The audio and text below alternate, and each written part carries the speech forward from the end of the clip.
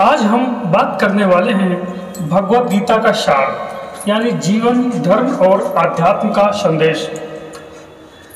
भगवत गीता, जिसे गीता के नाम से भी जाना जाता है, हिंदू धर्म का एक अत्यंत महत्वपूर्ण ग्रंथ है। यह महाभारत के भीष्म पर्व के अंतर्गत आता है और श्री कृष्ण और अर्जुन के बीच हुए संवाद का विवरण देता है।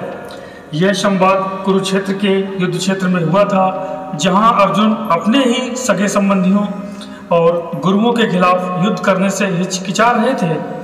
इस दुविधा से अर्जुन को मुक्त करने के लिए भगवान श्री कृष्ण ने उन्हें आत्मज्ञान, भक्ति, कर्म और योग का संदेश दिया, जो आज भी हर व्यक्ति के जीवन में प्रासंगिक है। गीता केवल एक धार्मिक ग्रंथ नहीं है, बल्कि एक दार्शनिक और व्यावहारिक जीवन शैली का मार्गदर्शन भी है। यह हमें सिखाती है कि हमें अपने कर्तव्यों का पालन कैसे करना चाहिए, बिना किसी भाव या मोह के। आइए इस गीता के उपदेशों के विस्तार को समझते हैं। आत्मा अमर है, शरीर नश्वर है। भगवान श्री कृष्ण ने अर्जुन को समझाया कि आत्मा कभी नष्ट नहीं होती, केवल शरीर बदलता रहता है। उन्होंने कहा, न जायते त्रिते व कदाचित् नायं भूत्वा भविष्यति न भूयः अजो नित्यः शाश्वतोऽयं पुराणो न हन्यते हन्यते शरीरे। अर्थात आत्मा न कभी जन्म लेती है, न कभी मरती है। यह सदा बनी रहती है, इसका कभी अंत नहीं होता। जब शरीर नष्ट होता है तभी आत्मा नष्ट होती है। इसका अर्थ यह है कि हमें मृत्यु का भय नहीं रखना चाहिए। मृत्यु केवल शरीर की होती है, आत्मा तो अनंत और अविनाशी है। यह विचार हमें जीवन में आने वाले दुखों से उबरने की शक्ति देता है और सिखाता है कि भौतिक चीज़ों से अधिक आध्यात्मिकता पर ध्यान देना चाहिए।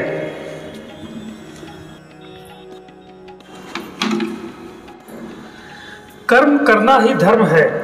भगवान श्री कृष्ण ने अर्जुन को कर्म का महत्व समझाया और कहा कि हमें अपने कर्तव्यों का पालन निस्वार्थ करना चाहिए। उन्होंने कहा, कर्मण्येवाधिकारस्ते मा फलेषु कदाचन। अर्थात तुम्हारा अधिकार केवल कर्म करने में है, फल की चिंता मत करो। इसका अर्थ यह है कि हमें अपने कार्यों को पूरी निष्ठा और समर्पण के साथ करना चाहिए, लेकिन उसके परिणामों की चिंता नहीं करनी चाहिए। यदि हम कर्म करते हैं समय केवल फल ही इच्छा रखेंगे तो निराशा और तनाव बढ़ेगा। आज के जीवन में यह उद्देश्य बहुत महत्वपूर्ण है। जब हम किसी परीक्षा की तैयारी करते हैं या कोई व्यवसाय शुरू करते हैं तो परिणाम की चिंता करने के बजाय अपनी मेहनत पर ध्यान देना चाहिए। इससे न केवल हमारा प्रदर्शन बेहतर होता है, बल्कि मानसिक शांति भी बनी रहती है। नंबर 3 पर आता है 3 प्रकार के योग: कर्मयोग, ज्ञान योग और भक्ति योग। गीता में श्री कृष्ण ने 3 प्रमुख योग मार्गों का उल्लेख किया है, जो जीवन के अलग अलग पहलुओं में मार्गदर्शन करते हैं। कर्मयोग मीन्स कर्म का योग, एक्शन। कर्मयोग का अर्थ है बिना किसी स्वार्थ और मोह के कार्य करना। श्री कृष्ण ने अर्जुन को यह मार्ग अपनाने की सलाह दी थी, क्योंकि वह एक योद्धा थे और उनका धर्म युद्ध करना था। ज्ञान योग, नॉलेज। ज्ञान योग वह मार्ग है जो हमें आत्मा और ब्रह्मांड के वास्तविक स्वरूप का ज्ञान कराता है। यह योग वेदांत और तत्व ज्ञान पर आधारित है। भक्ति योग यानी डिवोशन। भक्ति योग प्रेम और समर्पण का मार्ग है, जिसमें व्यक्ति भगवान की भक्ति में लीन होकर परम आनंद प्राप्त करता है। इन तीनों मार्गों में से कोई भी अपनाकर व्यक्ति जीवन में उन्नति कर सकता है। नंबर 4, मान और इंद्रियों पर नियंत्रण आवश्यक। गीता में कहा गया है कि मनुष्य सबसे बड़ा शत्रु उसका नियंत्रित मान और इंद्रियों है।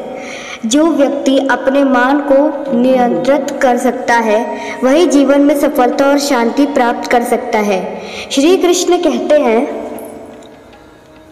उद्धेर्दात्मनामनं नात्मानं वशादयेत्। अर्थात मनुष्य को स्वयं अपने मन को नियंत्रित करना चाहिए। अन्यथा वही मन उसे पतन की ओर ले जाएगा। आज के युग में ये शिक्षा बहुत महत्वपूर्ण है, क्योंकि मोबाइल, इंटरनेट, सोशल मीडिया के कारण लोगों का मन भटक रहा है। जो व्यक्ति अपने मन को केंद्रित करता है वही अपने जीवन में सफलता प्राप्त कर सकता है। भगवान हर जगह है, हर जीव में है। श्री कृष्ण ने अर्जुन को समझाया कि परमात्मा हर जीव में बसते हैं और जो व्यक्ति हर प्राणी में है, भगवान को देखता है, वही सच्चा ज्ञानी है। ईश्वराय सर्वभूतानां हृदयेऽस्मिन् अर्जुन तिष्ठति। भगवान हर जीव में हृदय में निवास करते हैं। इसका अर्थ है कि हमें सभी प्राणियों में प्रेम और दया का व्यवहार करना चाहिए। अहंकार और देश को त्याग कर हमें परोपकार और प्रेम का मार्ग अपनाना चाहिए।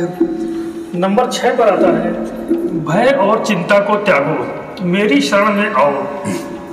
अर्जुन युद्ध से डर रहे थे, तब श्री कृष्ण ने उन्हें निडर बनने का संदेश दिया और कहा कि यदि वह उनकी शरण में आएंगे तो वह उनके सभी पापों और दुखों को हर लेंगे। मामेकं शरणं व्रज अहं त्वां सर्व पापेभ्यो मोक्षयिष्यामि शुचः। इसका अर्थ यह है, मेरी शरण में आओ, मैं तुम्हें सभी पापों से मुक्त कर दूंगा, चिंता मत करो। इसका अर्थ यह भी है कि जो व्यक्ति भगवान में विश्वास रखता है और निडर होकर अपने कर्तव्य का पालन करता है, उसे कोई भी भय नहीं हो सकता। यह उपदेश हमें जीवन के संघर्षों में धैर्य रखने की प्रेरणा देता है। 7. मोह और माया से दूर रहो। गीता में श्री कृष्ण कहते हैं कि संसार मोह और माया से भरा हुआ है। जो व्यक्ति मोह माया में फंस जाता है वह दुख और अज्ञानता में डूबा रहता है। मायाध्यायेच्छिण प्रकृति शुभते सचराचरम। अर्थ, यह संपूर्ण संसार माया के प्रभाव से संचालित होता है, इसलिए हमें भौतिक सुखों के पीछे भागने की बजाय आध्यात्मिक उन्नति पर ध्यान देना चाहिए। निष्कर्ष, भगवत गीता केवल एक धार्मिक ग्रंथ नहीं है, बल्कि जीवन का एक संपूर्ण मार्गदर्शन है। यह हमें सिखाता है आत्मा अमर है, मृत्यु का भय व्यर्थ है, कर्म करना ही सच्चा धर्म है, फल की चिंता नहीं करनी चाहिए। योग और भक्ति से जीवन को सार्थक बनाया जा सकता है। मन को नियंत्रण करना बहुत आवश्यक है। भगवान हर जगह है, सभी जीवों में बसते हैं। भय और चिंता से मुक्त होकर भगवान की शरण में जाना चाहिए। मोह और माया में फंसकर दुखी नहीं होना चाहिए। यदि हम गीता के इन उद्देश्यों को अपने जीवन में अपनाएं तो हमारा जीवन सफल सुखद बन सकता है। यदा यदा ही धर्मस्य ग्लानिर्भवति भारतस्य अभ्युत्थानम् अधर्मस्य तदात्मानं सृजाम्यहम्। अर्थात जब भी हम अधर्म बढ़ता है तब मैं स्वयं